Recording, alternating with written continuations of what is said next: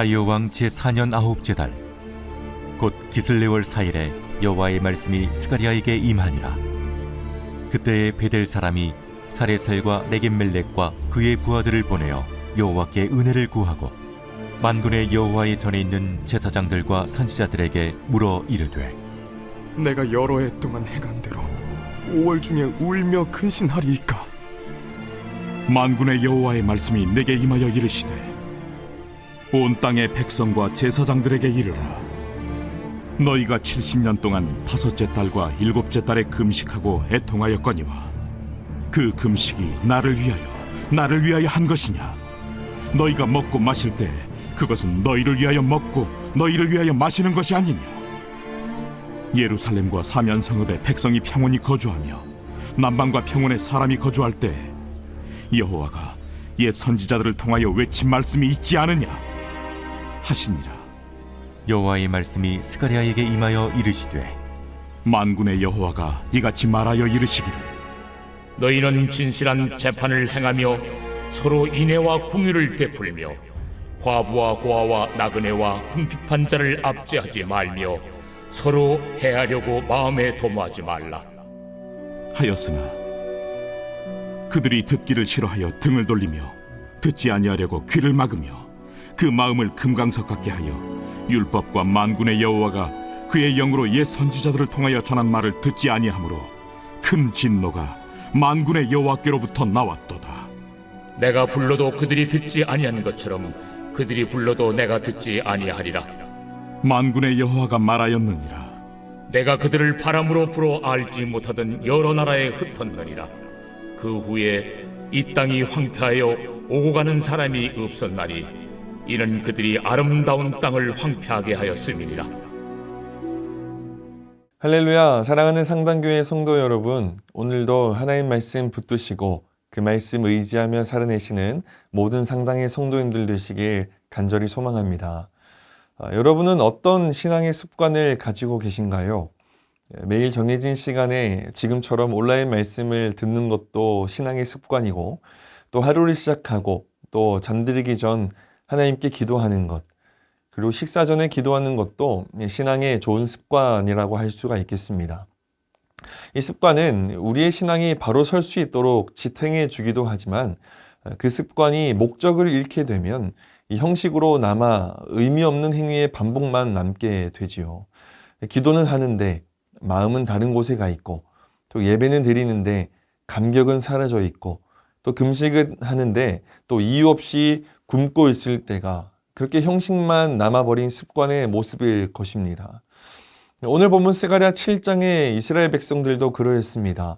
그들은 오늘 말씀을 보니 70년 동안 5월과 또 7월에 무너진 예루살렘 성전을 기억하며 그곳을 바라보며 금식해 왔습니다. 그런데 세월이 지나며 그 금식이 습관이 되어버렸습니다. 오늘 말씀을 통하여서 우리가 어떤 마음으로 하나님 앞에서 이 신앙의 습관을 길들여야 하는지에 대해서 함께 나누어 보려고 합니다. 먼저 본문 3절 말씀입니다. 만군의 여호와의 전에 있는 제사장들과 선지자들에게 물어 이르되, 내가 여러 해 동안 행한 대로 5월 중에 울며 근신하리이까 하매. 때는 바벨론 포로로부터 사람들이 귀환하여서 이 성전을 재건하고 있을 때였습니다. 그래서 베델 사람들이 하나님께 이렇게 질문하는 것이지요. 하나님, 70년 동안 금식 기도를 해왔는데 지금도 계속해야 할 이유가 있겠습니까? 라는 것입니다. 이에 하나님께서는 분명하게 대답하십니다. 그에 대한 대답이 5절에서 6절 말씀입니다. 온 땅의 백성과 제사장들에게 이르라. 너희가 70년 동안 다섯째 달과 일곱째 달에 금식하고 애통하였거니와 그 금식이 나를 위하여 한 것이냐? 너희가 먹고 마실 때에 그것은 너희를 위하여 먹고 너희를 위하여 마시는 것이 아니냐? 하나님의 대답은 이러했습니다.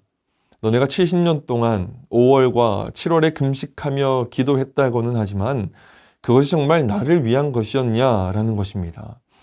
그 금식에 대한 행위가 이 내용 없는 형식에, 내용 없는 습관에 불과했다고 하나님께서 직접적으로 드러내고 계신 것이지요.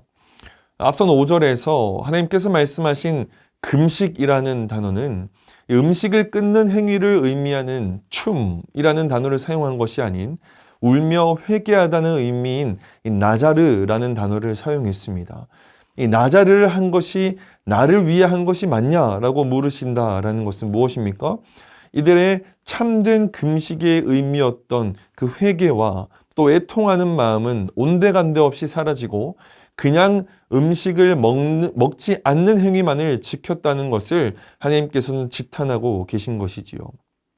그러면서 하나님께서는 이스라엘 백성들이 금식한다고는 하나 정작 삶에서는 여전히 자기들 중심, 자기 중심적인 삶을 살았다라고 말씀하고 계십니다.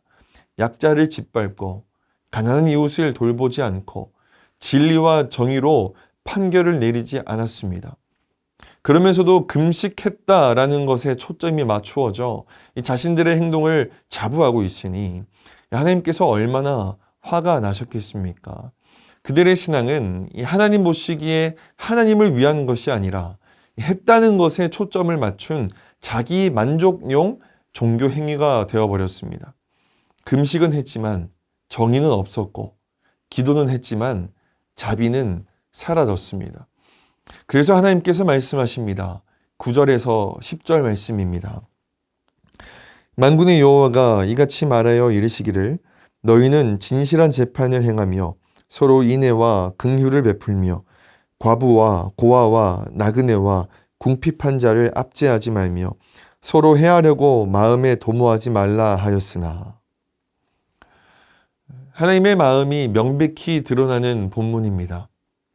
하나님께서 진정으로 원하셨던 것은 이 제의적인 금식이 아니라 의미 없는 행위만 남은 신앙적 행동이 아니라 정의와 자비로 드러나는 그 삶의 예배였다라는 것입니다.